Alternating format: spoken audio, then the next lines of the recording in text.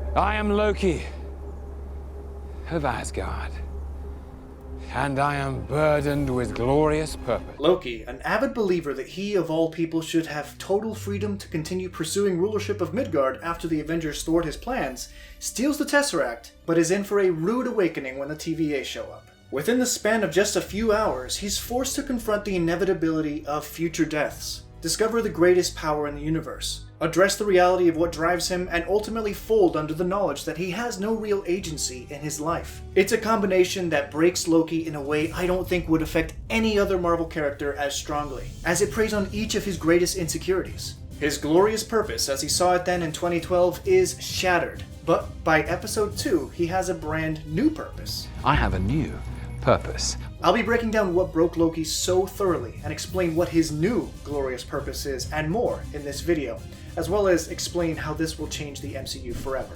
Welcome to Geekritique. My name is Dakota. Please be sure to like this video if you enjoy our content and subscribe if you'd like to see more like it. And for transparency's sake, this script was originally written before episode 2 and it was intended to be a theory about Loki's intentions moving forward. But episode 2 has confirmed every one of my points and nearly telegraphed what I scripted out, making the theory no longer a theory. But I wasn't about to throw away a 1600-word script, so I've adapted in elements from episode 2 that give further credence to what is going on behind the scenes and what will change in the coming weeks and years within the MCU.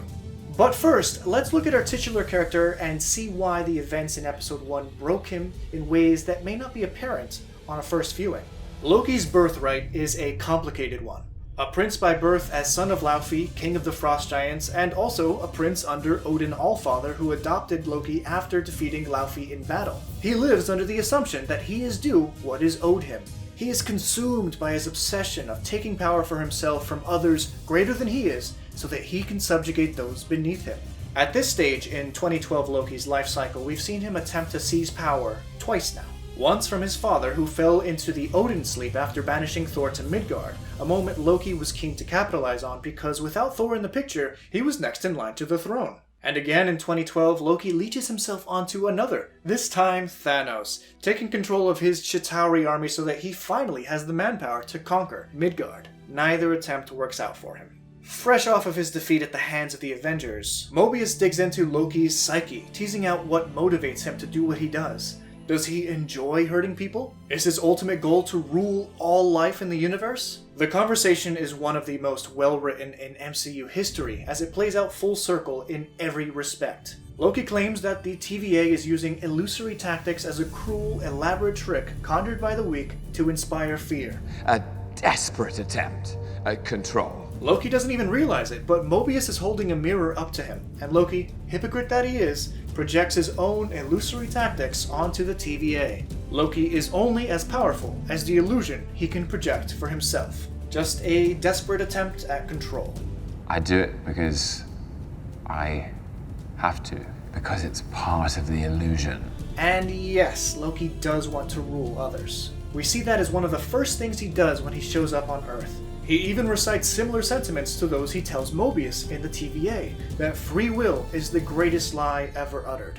He truly believes that by removing freedom of choice from those he subjugates, it will make their lives easier. But paradoxically, he doesn't feel this applies to himself. You said nearly every living thing, so I'm guessing you don't fall into that category. He thrives on the concept that he can rule and control others, but that nobody can rule or control him. Or so he thinks. But you ridiculous bureaucrats will not dictate how my story ends! It's here Mobius breaks down one of his barriers, one of his preconceptions about himself. He wasn't born to rule. You were born to cause pain and suffering and death, all so that others can achieve their best versions of themselves. He shows Loki footage of him losing to the Avengers, a group which ultimately formed to bring down Loki, making for themselves the best versions that they had yet been. Then he shows Loki scenes of the future, of him in chains, of him leading the Dark Elves to unknowingly slay his mother Frigga. Later he witnesses Odin's passing, which led to Thor taking control of Asgard, and then he witnesses Thanos snap his own neck, which also helps Thanos achieve the best version of himself. It's not your story, Mr. Laufeyson. It never was. One of Mobius' most interesting lines, proving that Mobius knows Loki far better than Loki knows himself, is when he says, Even when you're wooing someone powerful you intend to betray? How true this is. Whether it be Thor, the Frost Giants, the Dark Elves, Odin, Grandmaster, or even Thanos, Loki has a history of gaining the favor of someone more powerful than he is to eventually betray. And make no mistake, that is exactly what Loki will continue to do within the TVA. A double cross by history's most reliable liar. He reiterates his own free will to make decisions many times throughout the first episode. I'll do what I want to do.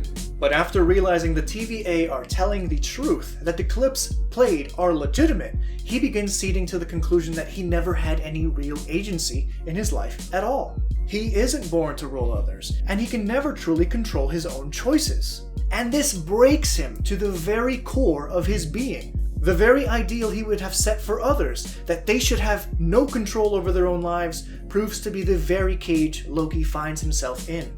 The irony humiliates him. Let's pull back a bit. Loki is finally realizing he's trapped, not just within his predetermined and unalterable timeline, but also within the very enclosure of the TVA, wherever that is. He escapes strictly with the goal in mind to retrieve the Tesseract, an object that can teleport him anywhere through space, as it's his only real means of freedom left. But finally having obtained it, he finds duplicates of multiple Infinity Stones, all of which have no inherent value there. Wherever the TVA resides, these stones are no greater than glittering paperweights. You have no power here. I love how quickly Loki knew exactly what they were. By Avengers in 2012, the term Infinity Stones hadn't even been uttered in the MCU. But having worked under Thanos to retrieve the stones located on Earth, he likely had more than enough knowledge of them and their properties to recognize them on sight. They have, after all, no power in the TVA, so mortals can handle them without issue. So Loki wouldn't have been able to sense any power emanating from them. It's a great moment when the pillars of power he likely dreamt of one day possessing for himself were rendered empty and meaningless. He marvels at what the Timekeepers have created, something outside the purview of any reality he's ever known. Loki's very nature, which we've witnessed time and again, consistently draws him toward those more powerful than he is, wooing them before he inevitably betrays them. And now Loki's eyes are open to a power potentially greater than that of even the Infinity Stones.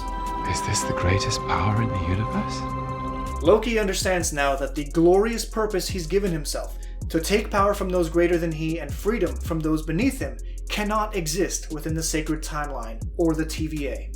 At least, not within its current state. I can't go back, can I? Now that he knows this, he can choose to play by the rules and help Mobius catch dangerous variants of himself, only to inevitably be reset to his place in shackles. Of course, this was never going to happen. Instead, he will follow his nature, find those in charge of the TVA, namely the Timekeepers, who he now believes are the greatest power in the universe, woo them into relinquishing their guard and betray them. What, charm your way in front of the Timekeepers, hustle them, and seize control of the TVA? Mobius knows his game plan, but does he plan to take over the TVA or destroy it entirely, rendering the sacred timeline unsustainable and opening the doors to the main event in Phase 4, the introduction of the multiverse? We know the multiverse is on its way, whether it be due to the leaks out of Spider-Man No Way Home, the fact that there's a literal movie called Multiverse of Madness coming, or more appropriately for this video, the fact that Miss Minutes provides us with the very scenario wherein a multiverse could emerge. She says the variants create nexus events, which left unchecked could branch off into madness, leading to another multiversal war. It's a classic case of Chekhov's multiversal war. And that's literally the events that Lady Loki set off by attacking the sacred timeline. Together, the Loki variant's glorious purpose has drastically shifted, in that instead of wanting to take freedom from others, they're going to give them ultimate freedom. Freedom from the TVA, freedom from the Timekeepers, freedom of choice. And that will directly lead into the Multiverse of Madness. I hope you enjoyed today's video. If you did, please be sure to click that like button, comment your thoughts down below, and subscribe if you'd like more content like this. I have more Loki content coming than I have time to film, actually. I want to talk about Lady Loki in an upcoming video and who I actually think she is. But if you want more content right now, I have my first episode breakdown where I explain how the MCU is now designated Earth 616 instead of Earth 1999-99. Have a good one, guys.